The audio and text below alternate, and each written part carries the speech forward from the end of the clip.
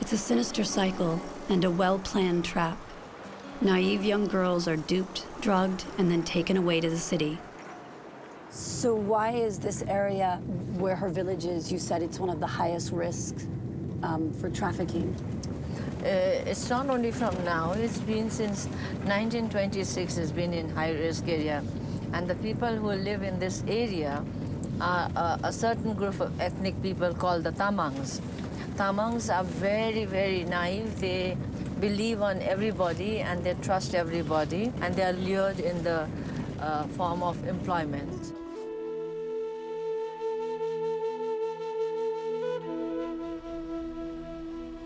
It's been a long and bumpy ride, but finally we arrive at Tuli's village. At 3,500 meters above sea level, it's breathtaking in every sense of the word. A cluster of metal-roofed shacks clinging to the mountainside. But before we reach her home, there's a little matter of 500 steps to negotiate down the hillside. Among those eagerly awaiting Tuli's return is a small girl. This is Tuli's daughter, and she hasn't seen her mother for 6 months.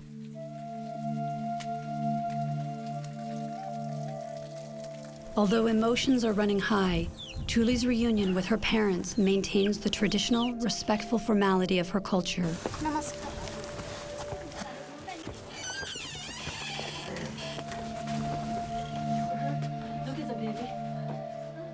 It's only when she is with her daughter that she can no longer hold back the tears.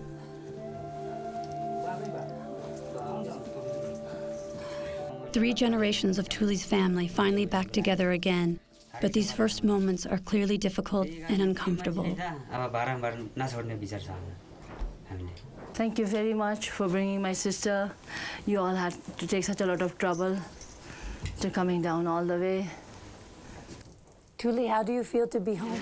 I feel very happy.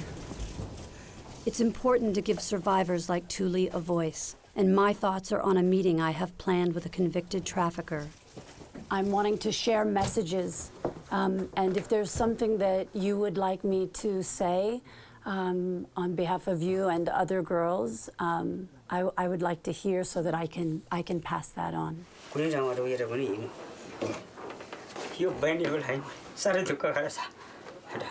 For my sister, I have taken lots of pain, and nobody should be left like that. Everybody should be punished. There should be life imprisonment for everybody. Tuli is one of the lucky ones, rescued and now home with her family. Anuradha's crusade is to protect the thousands of other girls who will fall prey to the traffickers every year, and her work never ends. On our way back, we stop at another village. Every year we do 8 awareness camps in the villages, and we stick posters like this on the wall, on every houses. People have gathered here, now we give the messages, and I'll be speaking.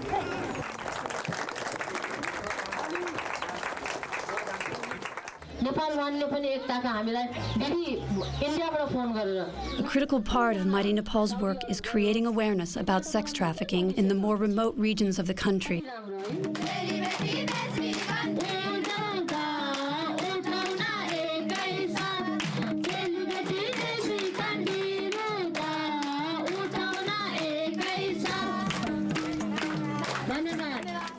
Villagers are entertained with songs, dances, and speeches, all designed to educate them of the very real danger that's all around them.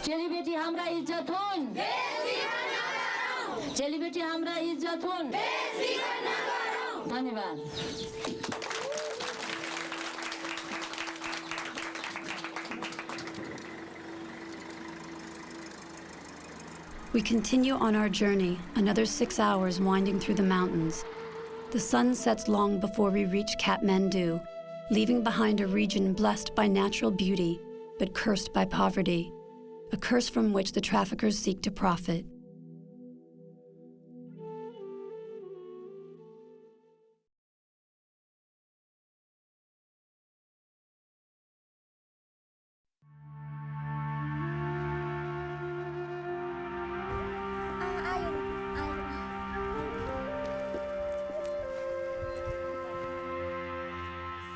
It was wonderful and amazing to sit in a room with so many survivors, and yet at the same time, extremely painful. The power of their voices that outsiders don't often really get a chance to hear, because we need to hear their stories. We need to know that they're not just a statistic. Goma. I think the incredible beauty was in seeing what Anuradha, who herself is a survivor of domestic abuse, the power of a survivor-led organization. And what I found is that those seem to be the most effective. Anuradha founded Maiti Nepal in 1993 with her $100 a month teaching salary. From humble beginnings, it has grown into a nationwide nonprofit organization housing and protecting up to 100 women every day at its main complex in Kathmandu. The center provides counseling, training, and legal assistance to help prosecute cases against traffickers. And there is a school for about 300 children, from newborn babies to teenagers, some of whom were trafficked along with their mothers, and others who were rescued from the streets before they could fall into the hands of traffickers.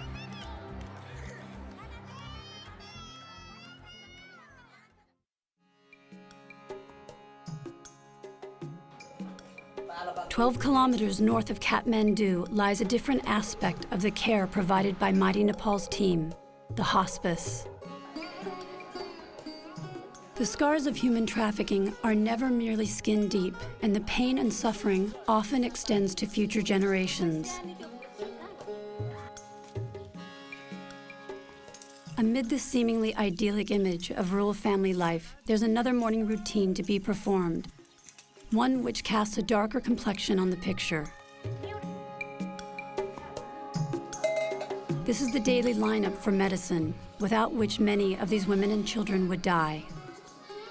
They all carry the HIV virus, and many have other related illnesses, in most cases a legacy of time served under slavery in the brothel.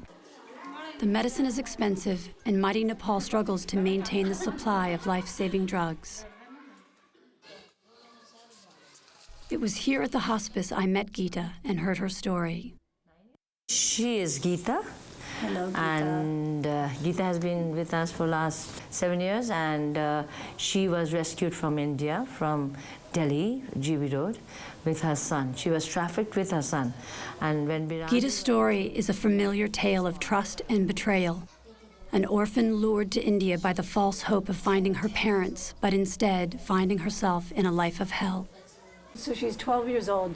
She's been married off at 10, abused. Yeah. She's had a baby. Yeah. And now she's being forced into prostitution. Yes, yes. And so how long was she enslaved in the brothels before she was rescued? Then for 2 years she was in the brothel, and then she was again rescued as a minor. Geeta is living with HIV, following her time in brothels where condoms were not allowed. Fortunately, the virus was not passed on to her son, but the heartbreaking consequence means the two live largely separate lives, with Geeta at the medical center and her son at Maiti Nepal's main home. As a mother, I look at you and hear your story, and it's just almost impossible to comprehend. Do you feel hopeful? Do you feel that your life has still possibilities? अब के हुन्छ जस्तो अब छोरा छ अब छोराको लागि हेरेरै बस्छन् अब छोरा पढिरहन्छन् अनि त्यस्तै Anyway, whatever is it, I'm very hopeful because I have my son. For him also I have to live, so I try my best to live for him. Do you miss seeing him? लाग्दैन तपाईको हातमा छ अब म नभए पनि मेरो दिदीको हातमा छ भनेर मलाई खुसी छ What'd you say?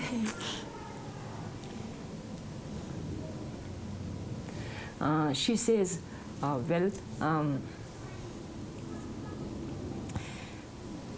am very, even if he's not with me, the child is with you, so I feel he's in the safe hands. So it's all depends on you, how you keep him.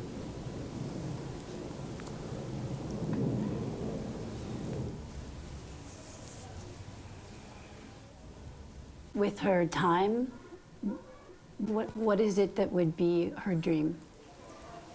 अब यस्तो रोग दुईटा रोग भोगिरहेको छ अलिअलि त हटाउँछ कहिले कहिले त She says, what can a person with multiple disease like me do? Sometimes I think that, and then I'm just hopeless.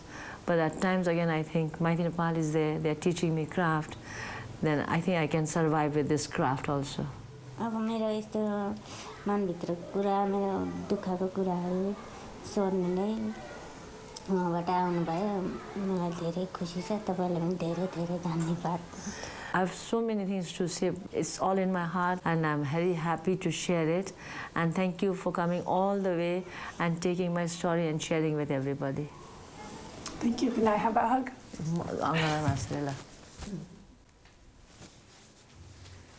I promise to do a really good job of sharing this so that we can end this, so that it doesn't have to keep happening to other girls.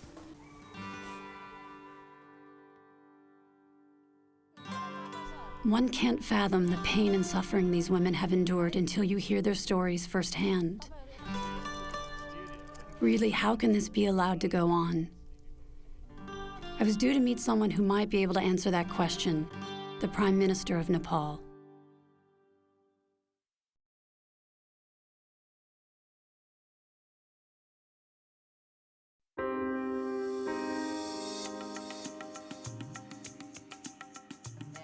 After 4 days working with Anuradha and her team at Maiti Nepal, I have lots of questions. Today I'll be putting them to two people able to give us unique insights into the issue of sex trafficking in Nepal. The first is one of the most powerful people in the country, Nepal's Prime Minister. The second, a convicted sex trafficker sentenced to 12 years in prison. But even before we can reach the Prime Minister's office, our scheduled jailhouse interview hits trouble. We hear that official permission has suddenly been withdrawn. It's something I plan to raise with the Prime Minister, but first I want to know why he thinks his country has become such a haven for human trafficking. Thank you, Mr. Prime Minister, for sitting down and speaking with me. Clearly, this is an issue that requires the support of the private sector, but also that we can't do it alone. We need the support of the government. And in my process of trying to educate myself on what's happening here in Nepal, was interested to know your position and knowledge of what's happening here with trafficking. Actually, since a long time in our society, there is patriarchal domination. That is one of the causes that women are in the unprivileged position right now. And there is dire poverty also. About 30% of our population is under dire poverty.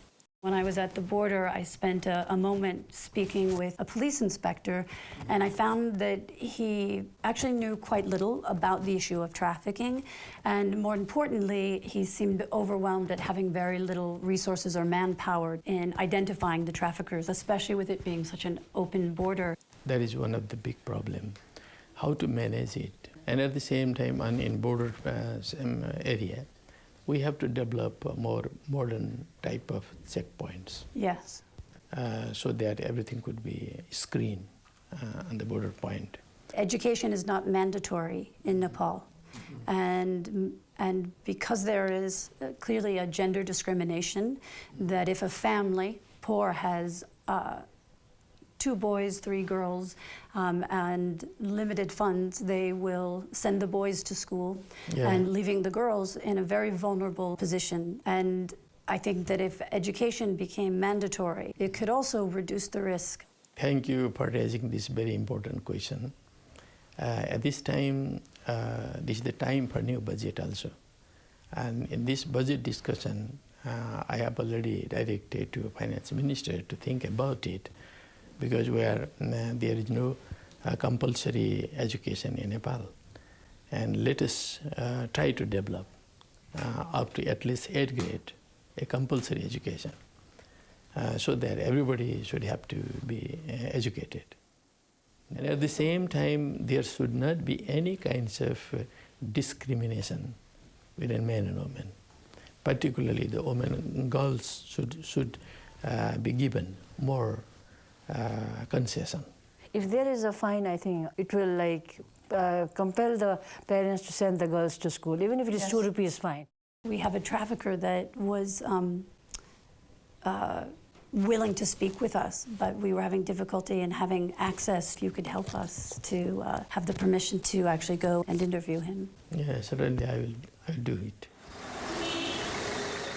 Armed with the Prime Minister's support, we head to the prison for our interview with the trafficker. The man, convicted in 2001 of trafficking more than 100 women, is now approaching his release date. He has educated himself in prison, studied for 2 degrees, and become a teacher. He now expresses remorse and says he wants to help Maiti Nepal combat future trafficking. When we arrive at Kathmandu Central Jail, things don't go according to plan. We are escorted to a meeting with the prison's most senior official, known here as the jailer. We're forbidden from bringing our cameras, but are allowed to record our discussion. Prisoner cannot talk foreign people without permission of our department. You know, I spoke to the Prime Minister. It is not concerned with Prime Minister. I am only under the Department of Prison Management. Normally we are meeting and talking to him. My lawyers come to talk to him, I come to talk to him. So what's so tell me what's so special about today? Today already informed my Director General. He cannot meet with any foreign people. It's unfortunate that now we will have to share that we have been shut down. I'm so disappointed because it was an opportunity to, I think, add a level of texture, education, and I think he would have provided us with so many great insights into how to combat this issue from a trafficker's point of view, who has completely rehabilitated. So I think it is a great loss, not only for us, but I think for this country. The day's events have taken their toll on Anuradha. No, she's going to get her blood pressure checked, so Tim's going to walk her to the car. We will continue our efforts to get access to the trafficker, but time is running out as I have less than 24 hours left in Nepal.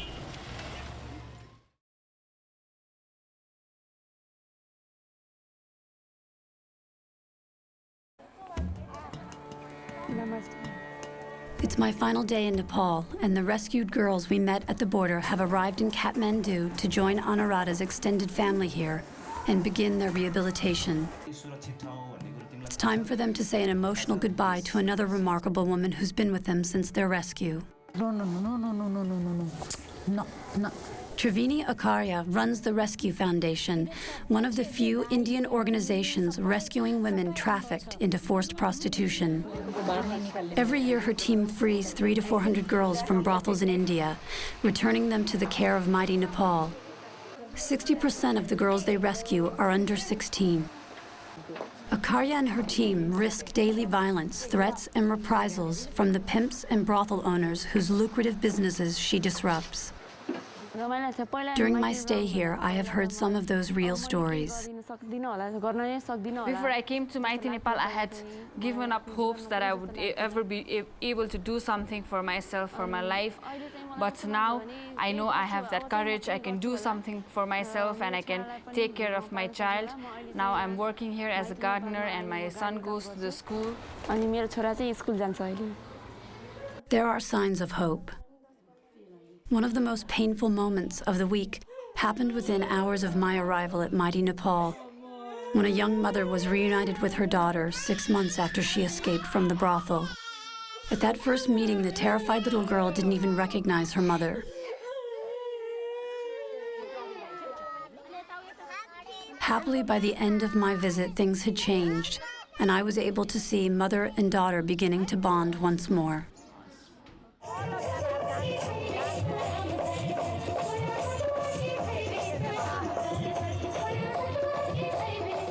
And there was a surprise for Geeta.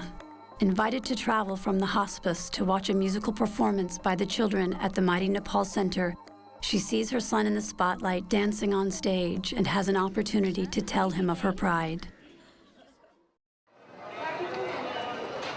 At the same time in India, Maiti Nepal was continuing its work, coordinating a raid on a brothel in the city of Pune. A stream of cowering men flee, and a female officer dishes out her own judicial retribution. Triveni Akara and members of the Rescue Foundation were joined by Indian police in the operation. As they pick their way through the hallways, the slaps continue to ring out. Even though brothels are illegal in India, for most of these men, it's the only punishment they will receive. A Nepalese man has traveled for days to be here just for the chance to rescue his sister. After their embrace and tearful reunion, the girl is able to call her parents and tell them she's safe. The more opportunity I have to meet the women face to face and hear their stories, it just continues to deepen my commitment. And I look at you and just how tirelessly you work, your dedication, and the effort that it takes really to really fight this. And I sometimes feel like I'm just doing so small. You had heard, now you've seen it with your eyes. When you see that pain, that keeps you going. It's not that, that I'm energetic or I'm doing it, but the fuel is the children who give me their sorrows, their pain.